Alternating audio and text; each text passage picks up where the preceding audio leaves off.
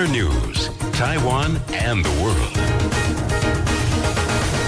Welcome to Easy News for Monday, July 10th. I'm Jaleea Price. Taiwan's Foreign Minister James Huang has arrived in Gambia for a 2-day visit as part of a 6-nation African tour that officials say is aimed at strengthening diplomatic relations with African states who are increasingly being courted by China. Huang is expected to meet with Gambian President Yahya Jammeh, as well as with the Gambian Foreign Minister and Parliament Speaker. Guy Liu, a Taiwanese diplomat in Banjul, said that Huang would be accompanied by a 19-member delegation, including businessmen who are expected to explore trade and investment opportunities in the West African nation. Huang will travel to Malawi, Swaziland, Sao Tome and Principe, Burkina Faso, and Chad later this week. Gambia and Taiwan have had diplomatic ties since 1995. Police in Taipei County have raided an illegal casino and arrested 83 people. The raid took place in Yonghe, with local police saying that it is the largest illegal gaming network to have been closed down in the county this year.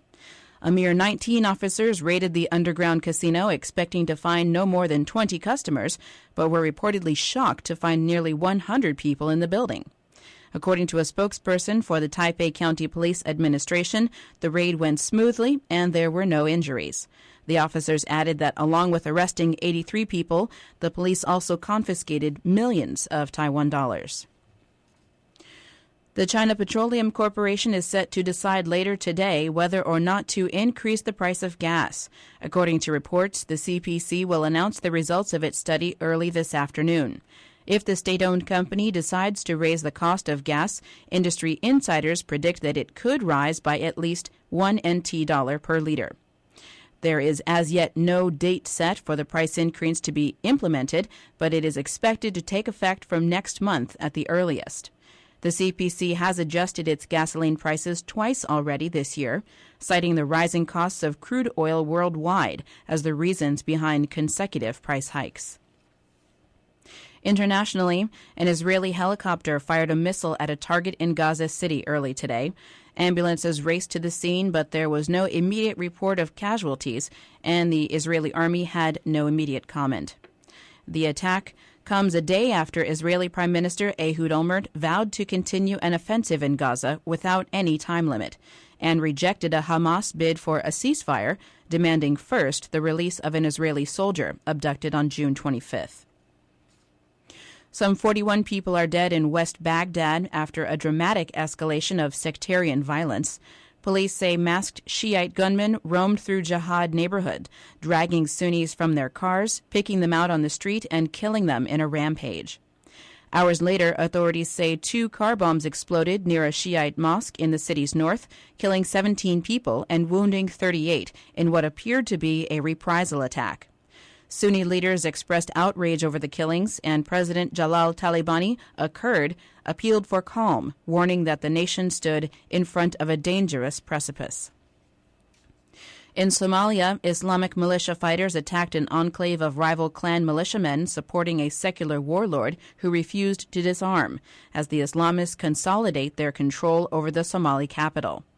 Witnesses and officials say at least 24 people were killed and 40 wounded in the battle between fighters loyal to the Supreme Islamic Courts Council and those from the Sa'ad subclan in a southern district.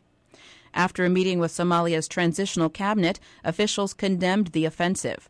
They also appealed to mediators to consider excluding the radical Islamic group from the upcoming talks on restoring law and order in Mogadishu.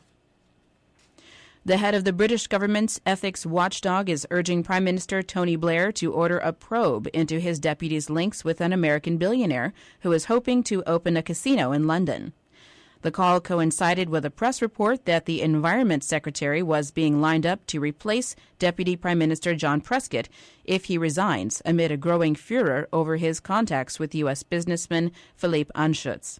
It is the latest in a series of woes to beset Blair's Labour government. Recent scandals have undermined Blair's authority after 9 years in power and put pressure on him to set a date for handing over power to his expected successor, Finance Minister Gordon Brown. Back in Taiwan, on the weather forecast for today, we have possibilities of thunderstorms in the afternoon island-wide. Highs of 36 expected in the north, 32 for a high in the center and south. Currently, it's 33 degrees in Taipei, 31 in Taichung, and 30 degrees down in Kaohsiung.